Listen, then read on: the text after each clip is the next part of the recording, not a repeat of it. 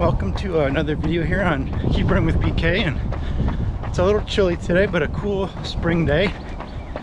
So I'm out getting an easy run to finish off the month, and in today's video I'm going to do a end of month review for March 2021. So stay tuned, we'll be right back.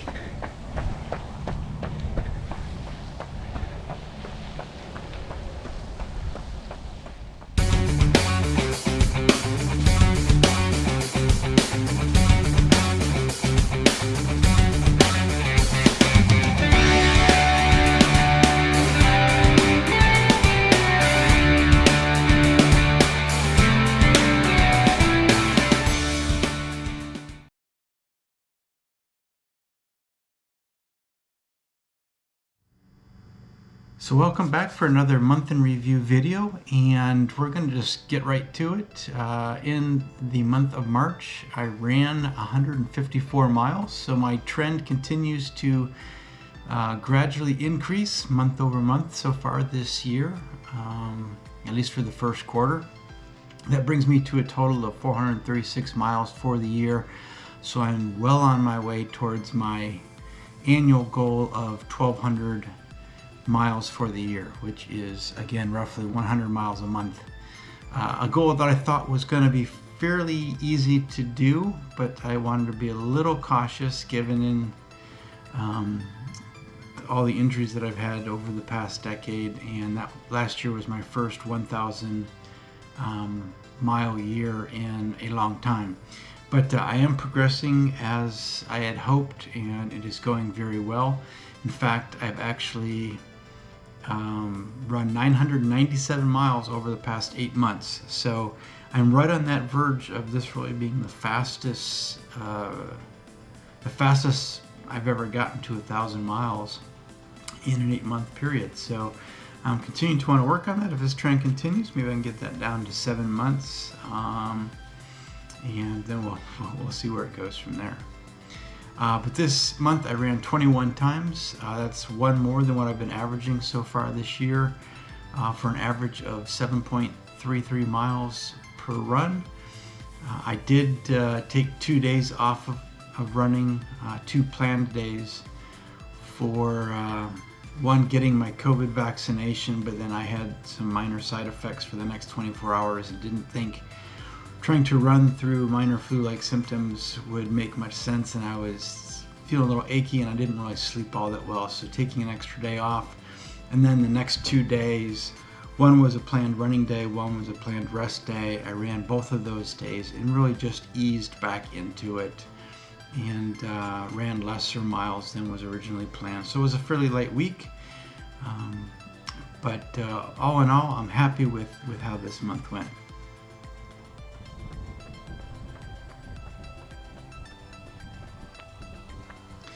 My 80-20 training is going well. That's, again, reminder, 80% of the time I'm running low heart rate at my MAF target heart rate or lower. That continues to go well. And then no more than 20% of my weekly mileage, I am working on speed work, working on developing my speed, working on my conditioning, developing other systems that all need to come together to be able to run faster. And I'm happy with how that's going. I'm seeing consistent pacing. I'm definitely feeling stronger. I'm feeling like I've got really good turnover going. And overall, I'm feeling very happy with how my running's going. I don't feel that in any way that 80-20 is restricting what I want to do in my running. I don't feel like I'm being cheated out or having to minimize or hold back on the speed work. I'm not even really using the full 20% really, and I'm feeling great benefits and progress from that. Nor do I feel that running 80% or more of my mileage at the week at my slower low heart rate MAF effort is restrictive in any way either. Which was a concern of mine going into this, having run 7 months of MAF training, or 6 months, whatever it was, and then transitioning. I was really curious how that was going to work.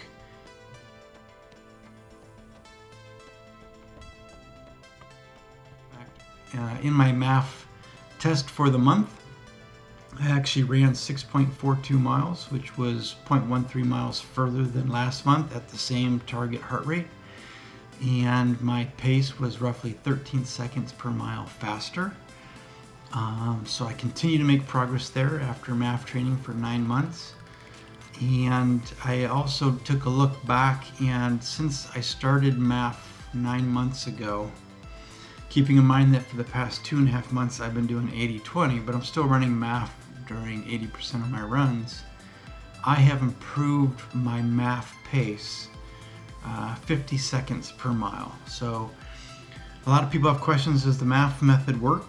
I like to say that it does. I'm still enjoying its benefits. I'm still learning. I'm still growing with the training approach. I'm very happy with it. I'm continuing to make progress. I'm continuing to feel good about my overall development. I definitely feel like I'm building that aerobic base smarter than I've ever done before. I can feel the benefits, and still being able to work on some speed in there as well.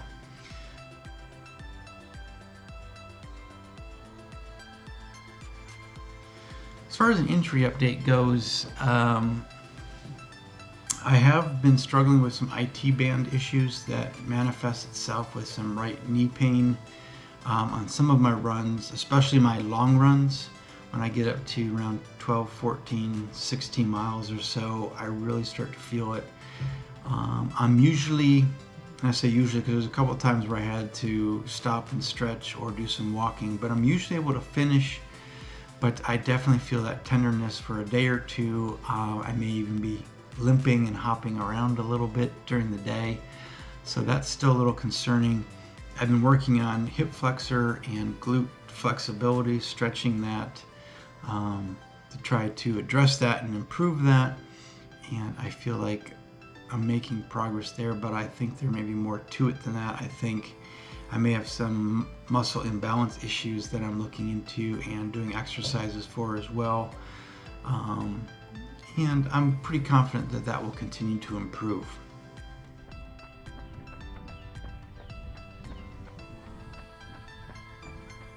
So one of the adjustments that I've been making is, as I've been reporting in these monthly updates, I've been training for the Cleveland Marathon in the middle of May, but it was announced just a few weeks ago, earlier this month, that that race has been postponed till the late fall. I do not have a plan to replace that with another marathon, nor am I planning on doing my own virtual marathon like I originally thought I was going to do. And with the knee issues on these longer runs, what I've decided to do is cut back on my long runs a little bit. In my last video, I was entering into phase 3 of my marathon training plan, which meant pretty much an average of 40 miles a week for 6 weeks. I did 40 miles that first week, and I've been actually pulling back my mileage since then. Since I didn't have the race coming, and I decided, for the sake of trying to deal with the IT band issues, suffering through the pain, pushing my luck with maybe further injuring things and disrupting my running, I'm going to take the smart approach and pull back a little bit, work on that, and come up with alternative plans.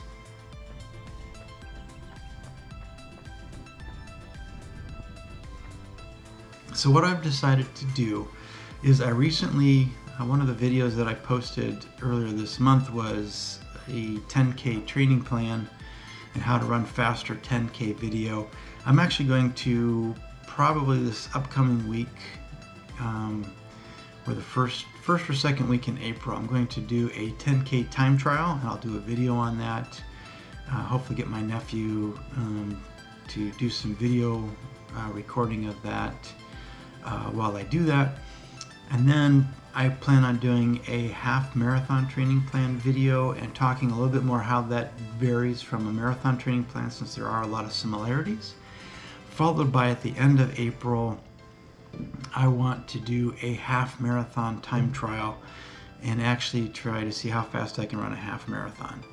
So I want to salvage all the training that I've been putting into for the marathon, but I think that I can do these time trials with the mileage that I've put in and with the mileage I believe I'm going to be able to do and pull back and just play a little bit safer. And then I'll probably transition more into more of a MAF training approach through the summer with the heat and the humidity as that piles up.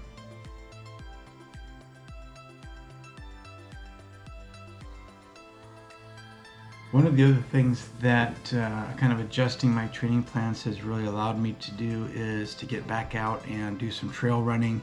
I recently posted a video, I'll post the link up above, to get back out to the nature center and run on some of their trails. And I did a time-lapsed video of that, and I learned a lot about that. I hope to do more as I try to get out this summer and visit some of the state parks and other things. I'll do some more videos like that, but probably a little different as I kind of learned some things there. But I hope you enjoyed the video.